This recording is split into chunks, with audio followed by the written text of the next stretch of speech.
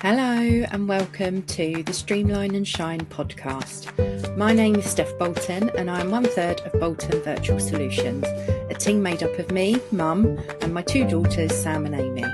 Our family virtual assistant agency's absolute passion is helping time-poor female entrepreneurs with those ridiculously long to-do lists, because we all know how they get longer instead of shorter, so that they're able to focus on doing what they love.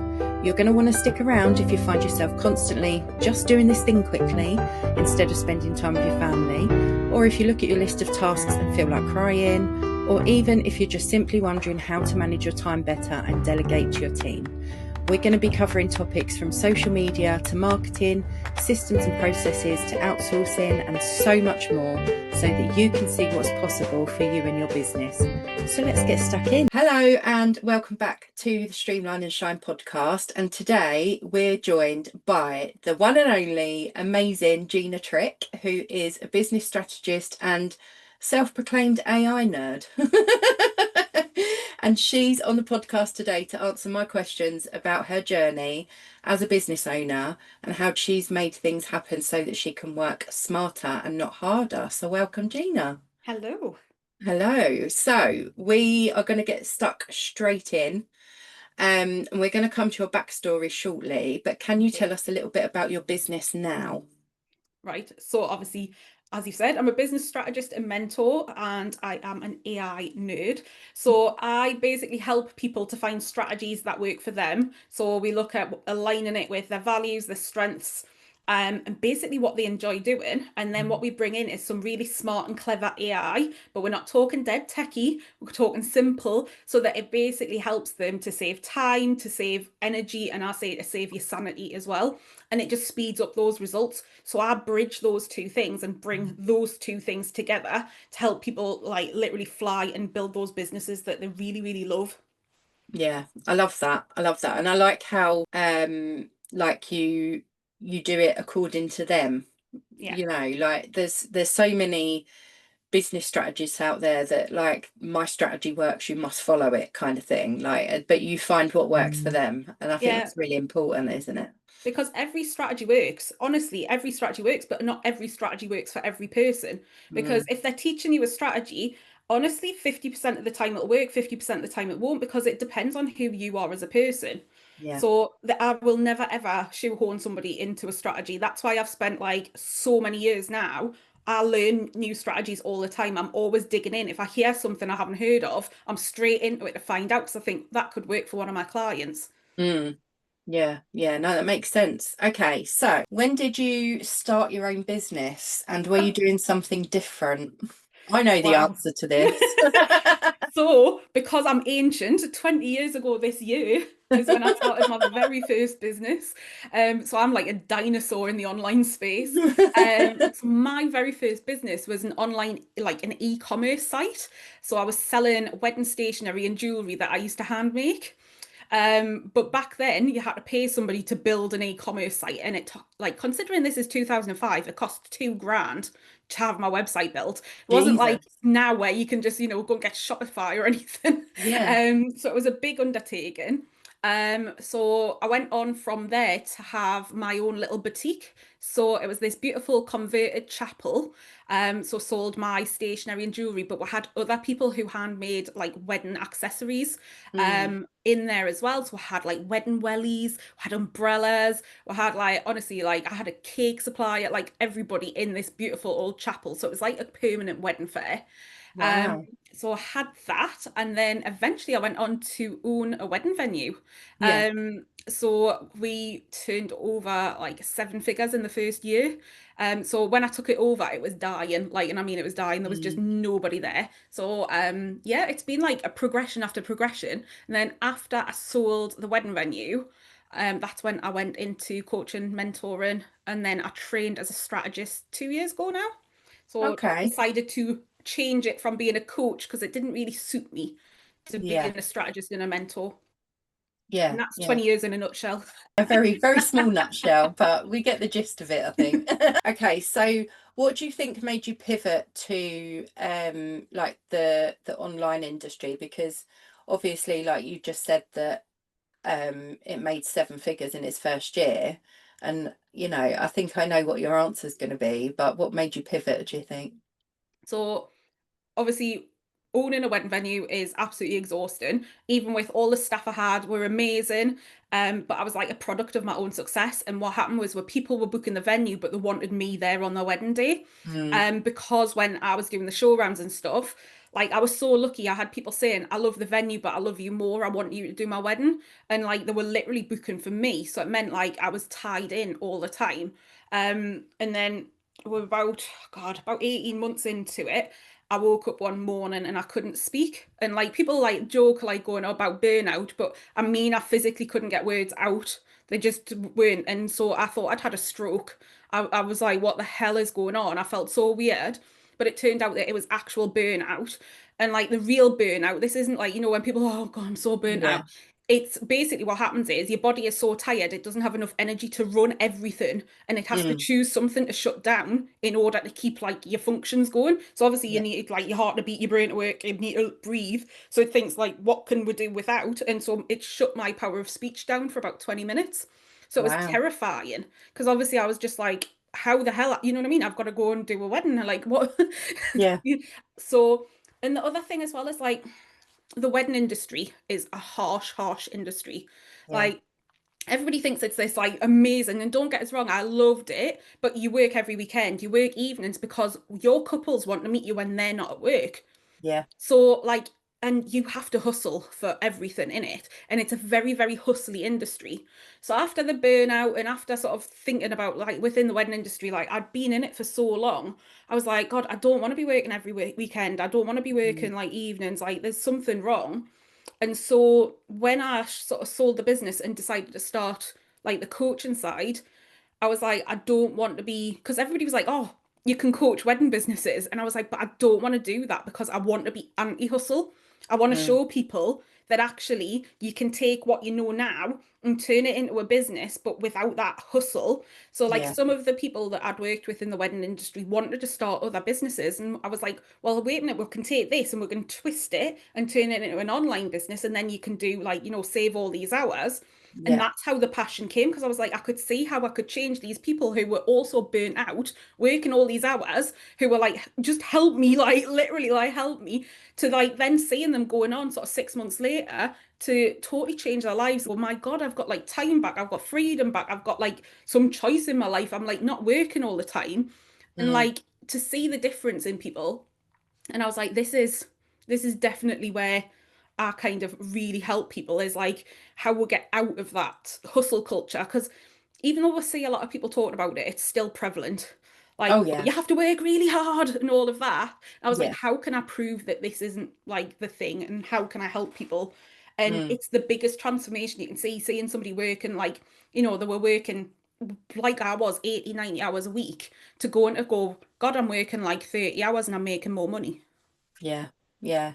That's the ultimate goal for so many people, isn't it? And Hmm. like you say, anti-hustle has got to be the way forward because otherwise everyone's just going to burn out, aren't they? So, Would I yeah. mean, my family would be quite happy if I lost my voice, even if it was just for 20 minutes. But, I think it's just like we're getting so like put, you know what I mean? Like from kids, work hard at school, get your exams results, then go to university, work hard, get your degree, then go and work hard and get promotions. And yeah, everything's this work hard, work hard. And like what happens if you don't actually have to work really hard in order to yeah, get those results? What happens if you leverage things and you work smarter and you are clever about things and you can still get those results and still have like everything else that you want? yeah, yeah, 100%. I totally agree. Okay, so um, tell us about, so we're more than halfway into the year now, but tell us about your big focus for 2025 and why you chose it. Oh, so I always do three sort of things. So at the beginning of every year, I've got three focuses, and it means that everything that I do throughout the year, I can go, is it taking us towards one of those three things? So Right. mine was audience growth. It was offer diversification because I was leaning more into AI. I wanted some more AI sort of focus things, and then also sales. And if Okay. sales isn't on every single year, in your business as one of your three majors, you've got a problem. Yeah, So yeah, those were definitely. my three things that I said I wanted to look at this year as being like my main things that I really, really wanted to get through and get done. Okay, okay. And I think they're all self-explanatory as well, aren't they? Like, Yeah. you know, like one of my biggest ones this year was community, and just to grow our audience, like on every platform we use, and just like get speaking to new people. And I think if you need to explain something like that, then whoever's listening probably shouldn't be. You know what though? Some people like they want to grow like an email list. They're not interested in social media because they're quite introverted and they're not doing that. So not Yeah. everybody, it's like, and this is why I say it's like it's down to you. Like so when I say audience growth, there is 100 different ways you can grow your Oh audience. yeah, definitely. And That's yeah, what I so mean. it's Yeah. it's like I say, so for me it was my personal way, what I had within audience growth that I wanted to do. Yeah. Yeah. Okay, so what would you say is the importance of having like really, really close friends in your business, as a female business owner, and why? Why would you say that's so important? Oh God. So having your business buddies and your business besties, like so for me being part of a mastermind is really important and to be in that sort of like it's a closed, safe environment Mm, because I can go in there and if something's happened, I don't have to explain. Like, you know, people who aren't in business and you're trying to explain something, you can just see that blank look on their faces. They're like, yeah. uh-huh, and they're just nodding away and they have no fucking idea what No. you are talking about. And they're just Yeah. like, you know, like one of our best friends who I've been best friends with since I was blooming 9 year old. Do you know what I mean? She's just like, that's nice. And you know, and Yeah. you're just like, she just doesn't get it. Whereas having those people where I'm going and go, God, this happened today and Yeah. being able to be honest about things and not having to like hide it, you know, like I'm very sort of for talking about everything online and like the good, the bad, and the ugly, but there's certain things that obviously do not want to put out into the public domain. Yeah. And having that safe space with those people where you can go and just like vent or tell them or sort of like, well, what would you do in this situation?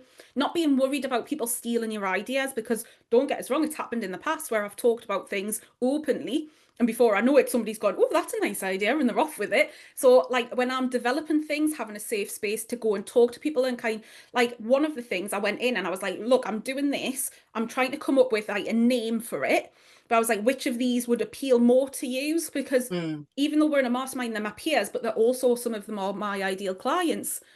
And Okay. it's great to get that feedback. So, like, it's that thing of it's support, it's like community, it is engagement, it's like, you know, you've got like you can go and do some like deep diving in there and ask questions. It's like everything that you need, like bundled into a small little space because you can't do anything alone. Like No. even when you're a solo business owner, which I have been really throughout my entire like 20 years, it's always been me and then like obviously I've got some employees and things, but like it's always just been me and it is very, very lonely. Yeah. And it doesn't matter what level you're at, there's always going to be things that shake you, that upset you, that make you double think. Like, you know, even like I would never ever jack things in, but there's days where you just go, God almighty, do you know what I mean? Like, Yeah. and Yeah. it's being able to have those people where you can just go and have those safe conversations. Yeah. And you don't have to worry about repercussions or do you know what I mean? Like, and sometimes you just need somebody to go, yeah, that's shit, isn't it? And like, Yeah. I totally get it. And that's what it is. It's having that support is just invaluable. And you'll meet some disingenuous people throughout your business where you think they're that person and they're not, but you get to know who you can really lean on. Yeah. Yeah. I think you hit the nail on the head just saying when people who are in business and they just get it, like whatever you're talking about, they will get it that it's either a shit situation to be in or they've been in it themselves and they can advise you on how to get out of it or what they Mhm. did to give you ideas to get it sorted. And like I can talk to Ant, my husband, and he'll just carry on his phone and not take a blind bit of notice. And I'm like, did you even hear what I just said to you? And he's like, yeah. Well, what are you going to say? Well, I don't know what to say. So it's just like a pointless conversation in that respect. So I think like just having people that you can lean on, that you can cry to if you need to, or you can pick up the voice note and Mm. start ranting and swearing and calling people names and whatever you need to. Like you say, that safe space.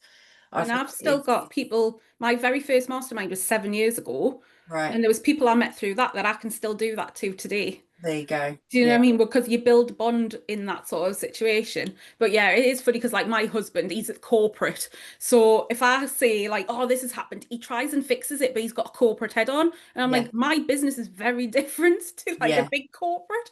And he's Yeah. like, Yeah. well, Yeah. just do this. And it's like, no, you just Not that don't. simple. Yeah. Yeah. Just don't worry. Like, thanks for the advice, but no. Okay, so if you could go back to when you first started, let's say when you first started this business, just for argument's sake, or if you were talking to someone who's a brand new business owner, what advice would you give them? What one piece of advice? Be comfortable being you. Like, Yes. don't worry about what other people think of you because you can sit on that fence, you can be vanilla, and somebody will still hate on you. So you might as well go out there with your voice. And I'm not saying be like, antagonistic on purpose, but tell people what you believe in. Tell them, like, you know what I mean, who you are as a person. Because Mm, now with I obviously love AI. I'm a massive AI nerd, but with the advent of AI, everybody sounds the same when they use it badly because they're not putting their voice in. And like you've got to inject you into everything because it is the only thing now that is going to make you stand out. Like AI has totally flattened that playing field. And now, if you don't know who the hell you are, what you stand for, what your voice is, like I've taught AI to speak Geordie because then it comes out with things that I would say because nobody else's AI is coming out with that. Do you know what yeah, I mean? I've taught Like, mine to swear. so yeah, well, that just comes with Geordie, I think. But it's that thing of like, right, you do know what I mean? Like, this is what I sort of said. Like today, I've got it to write a post for us for LinkedIn, and it came out about like, polishing a turd and rolling it in glitter because it knows that's the sort of thing I would say. Like, Yeah, who else is, you know what I mean? Like, you've got to just go, right, who am I? And be comfortable with the fact that when you say these things, some people are going to disagree with you. But do you know yeah, what? That is absolutely all right. It's fine for people to disagree because they're not who you're wanting to speak to, but the no, people that you then agree with you are going to actually come to you better. And yeah. like this whole thing of like being worried about offending people. Like I read a post the other day by somebody who's like an inclusion and diversity specialist, and she was Hmm. like, everybody's so afraid of like upsetting other people. She went, I'm a specialist. She says, and I still get it wrong. She was like, you've just got to say it. And then if somebody comes back and says, like, oh, that's upset us for some reason, you can then dive into, look, I'm really sorry. What was it that offended you? Yeah, Like, what was it? So I can learn. yeah. But But people are too afraid to ask things like that, yeah. aren't they? So, And like sometimes, for do you know what I mean? Like, it's just things that you say it like, I've learned so much. Like, I'm still learning every day, but it's by putting things out there and saying things. But if you're not comfortable enough to do that, you're gonna blend in. Like, yeah. I'm so sick of these, like the faceless account. Oh, You're oh just my like, God, well, how the hell are you going to get anywhere as a faceless account? Because I just don't think it's ever going to work. Because now, as I said, with AI, the only thing that makes you different is you. it's you. Yeah, yeah. And No, if you I can't get comfortable with that, unfortunately, it's going to be really, really difficult going forward. yeah, and like since I started my business 4.5 years ago, one of the very, very first things I learned was that people buy from people. So if you're expecting people to buy from someone they can't even see the face of, it just doesn't make sense. Like Yeah. it's not logical in my head, kind of thing. Hmm. So yeah, I think you're right. I think that is a good piece of advice to give someone is just to be yourself and be yourself unapologetically as well, just Yeah. because you're unique and your business is USP. So I think by bringing your own voice and your own opinions and whatever else, it's just that's what's going to make you stand out from every saturated industry, which they probably all are at the moment. And it's that thing, like, like in real life, you don't like everyone. Sometimes you just meet No. somebody and you can't put your finger on it, but you just don't really like them. Yeah. And that's the thing. It's like it just happens, so it doesn't. You might as well be you. Like Mm. I always tell the story. So when I first started coaching 7 years ago, because nobody online had a Geordie accent, everybody sounded really quite like I'm gonna say southern, but you know what I mean, as in like not with an accent Southern, just that kind of normal level English, couldn't Yeah. quite put where you're from type of. Yeah.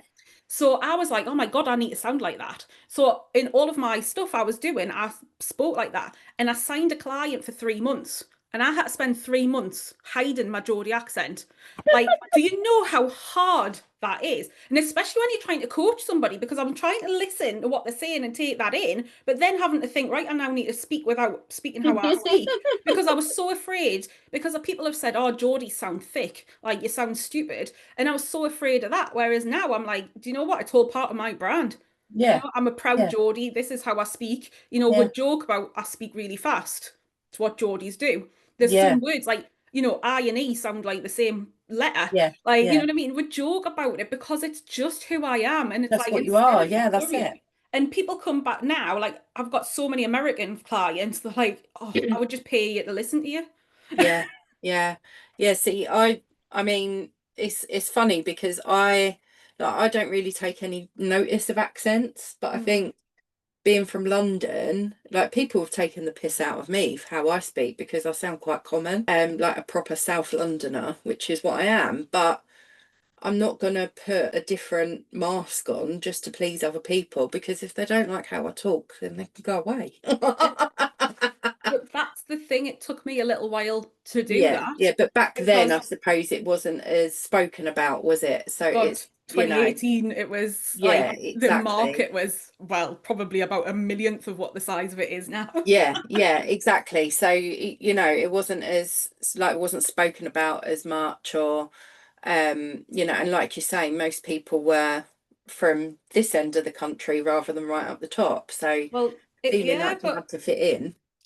it was one of those, and like still now, like I go business networking up here, but there's a lot less around here, like in the northeast, Mm, than there is in other places. mm, Um, but it's one of those things that you just yeah. accept. But then I go, do you know what? It makes me stand out even more. Than fantastic. Yeah, that's right. That's right. You've got to use it to your advantage at the end of the day, haven't you? Yep. Okay, so what is the big, massive, huge dream for you and your business? Oh, it changes. So this is another thing. So when I ask people, like the first thing I do when I'm working with them is like, what do I want your life to look like? So Yeah. obviously we need to build a business around life. I say, don't worry about like it changing because you can set something now and then when you get so far, you might go, actually, I want more. So like Mm, when I first started, I said I never wanted another seven-figure business because to me, turning over that seven figures meant exhaustion, burnout, was a right pain in the arse. And I was like, God, I never mm, want that again. So I set out saying 500,000 was like turnover in a year, working 25 hours a week with a couple of VAs, and that would be me happy. mm. Now I want to be known as the strategist and AI person, like basically that person who brings in like that them two together. So that helps you figure out your strategy, but then brings in the AI to help you achieve it without working all the hours. And so when people think of strategy and I don't want them like to think about them separately for because so many people are teaching them separately. There's very, very, Yeah, very few people who do what I do right doing now. it. Yeah. And I want to be known for that. So, like, I sort of said, I don't want to be famous, famous. I want to be business famous. So, when people are Yes. talking about strategy AI, I want them, like, my name to be on the tip of the tongue. Yeah. And the reason behind that is that then I know I'm making more of an impact. And the more Yes. impact I make, the less people are burning out, the more money people are making, the more freedom they've got, the more choice they've got. And my thing is, if you put money and freedom and choice into the right people's hands, the better the world becomes. Yes. Yeah, definitely. Definitely. And then that will go towards your dream for homeless people then, wouldn't it? I know, yes. You have to remember I that. do remember that. Oh, Yes. yeah, so I want to end homelessness, first of all, in Yeah. the UK. Like, obviously, I'll start in Newcastle. I can't really do the whole of the UK in one go. But yeah, I would love to try. I've got an idea for how to do it. Started off in Newcastle, then roll it out across cities and towns. And then if it works really well, like, obviously, get other people to do the same thing across the world because I think that it'll never totally end homelessness because like if people don't know a lot about it, about Yeah. 90% of people don't want to be homeless. They really not want to be on the street, but you do have some that are there by choice and they get Yeah. kind of it's a bit of a weird word when you say institutionalized, but it becomes their safety net. Yeah. So you'll never Yeah. ever get rid of everybody on the streets, But the mass majority of people who don't want to be there and things and are there out of circumstance rather than choice, Mm, I want something in place that really helps that, because again, my whole thing is if you give to the community, it can only be a good thing. And we managed to take all of those people off the streets during COVID. Why the mm, bloody hell are they back out on the streets? Like, yeah. it really, really, really boils my piss. Mm, And so, yeah, I want to get to that point. So that's another, I suppose, reason like why 500,000 wouldn't do it, because I need more money yeah. Yeah. to go into things like that. But I'm a very given person. Like, I do believe, like, if you're a nice person and you get money, you'll do good things with it. And Yes. so when people go, oh, you want to earn all that money again? I'm like, but all the good you can do in the world with that money, like, I Yeah. just Yeah. keep It's going, not for "Oh, and you. this charity and that, and you could do this." And I just see all the positives. I don't see money ever as a negative thing. It's only positive, and like you can do such good. So wanting more money is never ever a bad thing. No, no, it's because you've got bigger dreams for it, and like you've got uses for it that need the more money. So yeah, I don't see that as a bad thing at all. Not at all. Okay, so with your big, massive, huge goal in mind, tell us how you've streamlined things in your business to help you get there. So, because, like I said, I've been creating over the summer, I've actually created some new digital products. So, for me, a lot of my stuff, I realized I was the bottleneck in the business because a lot of the stuff had to come through me. So, it is being a case of like having a balance. Like, I love having that personal touch with people and having that interaction with my clients, things. But I was like, I can't do that and impact so many people because there's only so many hours in the day.